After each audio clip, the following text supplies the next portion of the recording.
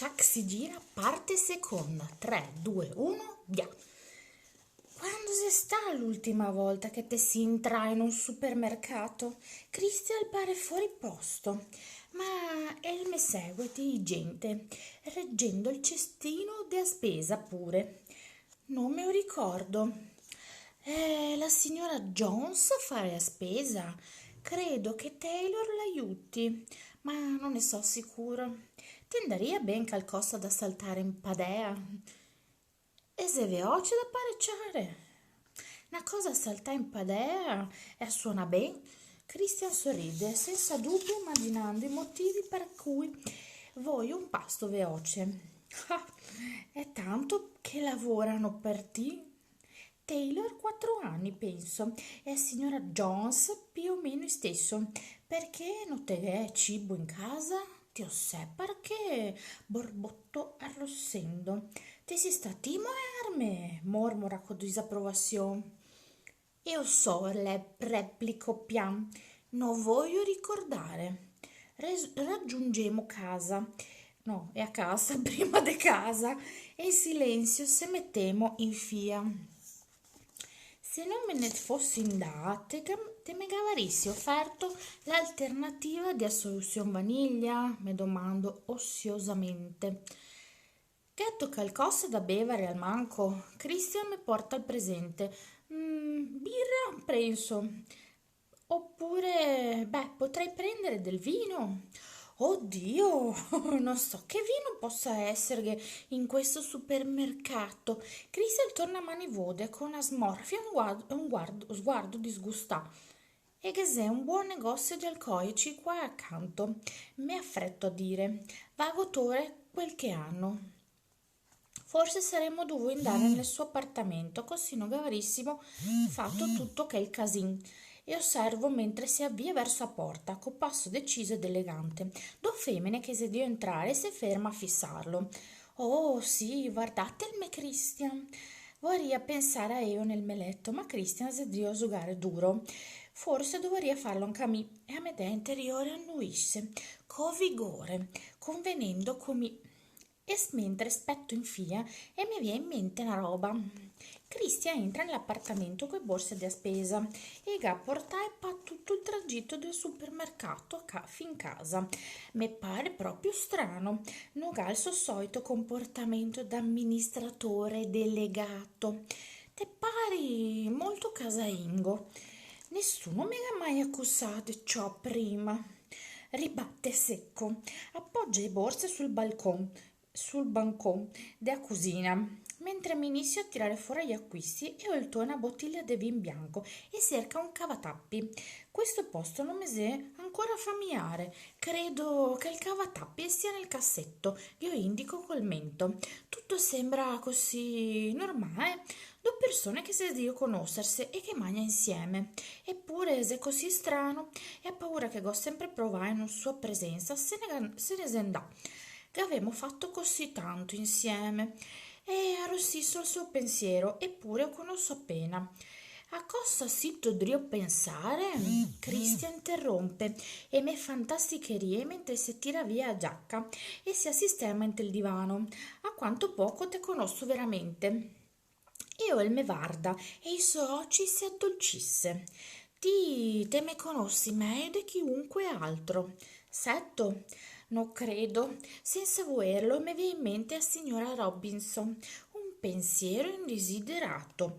E se così, Anastasia, sono una persona molto riservata, setto, e ne porge un bicchiere di vin. A salute, il dise. A salute, rispondo, e bevo un sorso di vin, mentre io metto la bottiglia in il frigorifero.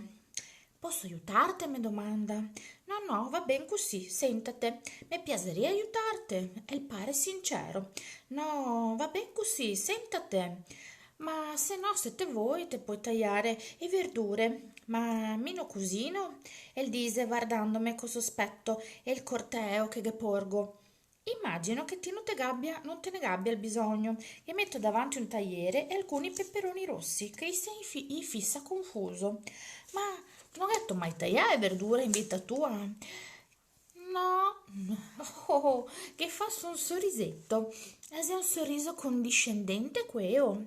A quanto pare questa è una cosa che mi so fare ti no. Vediamo di affrontarla, Christian. Credo che questa sia la prima volta. Ecco, te faccio vedere. Io sfioro avvicinandomi e io fa un paio di passi in drio e a medea interiore si fa attenta e prende nota. Così taglio i fette del peperon rosso, facendo attenzione a togliere i semi. Sembra abbastanza semplice, non ti dovresti avere problemi, mormora ironica. E il me guarda impassibile per un momento, poi si mette all'opera mentre mi riverso e ritogo e riciappo a tagliare il pollo a dadini. E inizia ad affettare con cura lentamente. Oddio, saremo qua tutta la notte. Me lavo le mani e cerco il wok, l'olio e gli altri ingredienti di cui ho bisogno, passandoli ripetutamente accanto e sfiorando coi fianchi e il braccio e la schiena e le mani e piccoli tocchi che sembra innocenti. E io si disse ogni volta che lo faccio. Oh, so cosa che ti si deve fare, Anastasia, mormora cupo, mentre ancora di affettare il suo primo pevaron. Credo che o ciamino cucinare, dico sbattendo le palpebre. Tolgo un corteo e ora raggiungo davanti al tagliere, peando e tagliando l'aglio e scalogno, i fasolini e continuando a urtarlo. Te è proprio da rompere i coglioni, Anastasia?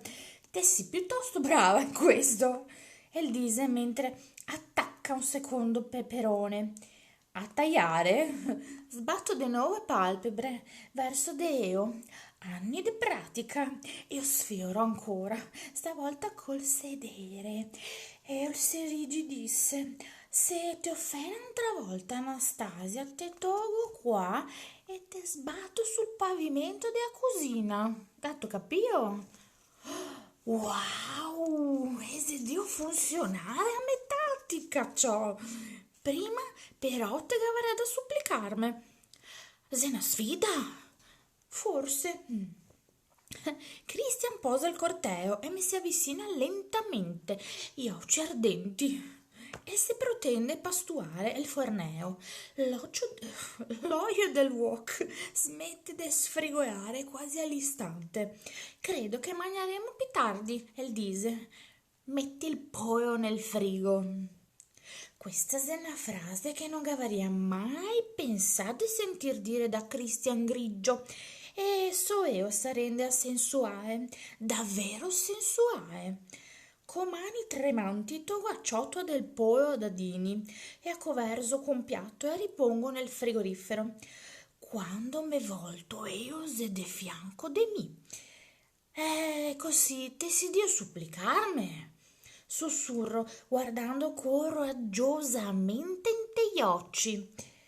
No, Anastasia, scuote a testa. Niente suppliche. E a sua voce se dolce, seducente.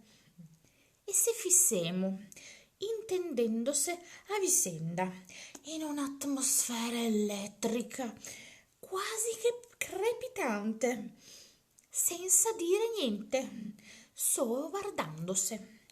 Me mordo il lavaro, mentre il desiderio past'uomo e il metoe, infiammandomi il sangue, inghietendomi il respiro, accumulandosi nel basso ventre. Vedo le mie reazioni riflesse in lui, nei suoi occhi, che stranamente non si dio sbiluccicare come solito. In un attimo Cristi il metoe poi i fianchi e mi attira a sé e mi mano e cerca i suoi capelli e a sua bocca mi reclama e mi spinge contro il frigo e sento e a vaga protesta delle bottiglie e dei barattoli che sbatoccia all'interno, mentre la sua lingua trova finalmente a mia. Oh, gemo nella sua bocca e una delle sue mani si immerse nei miei capelli, tirandomi in drio la testa. Se basemo selvaggiamente. Cosa sei che te vuoi, Anastasia? Sospira. Ansimo. Dove? Intelletto.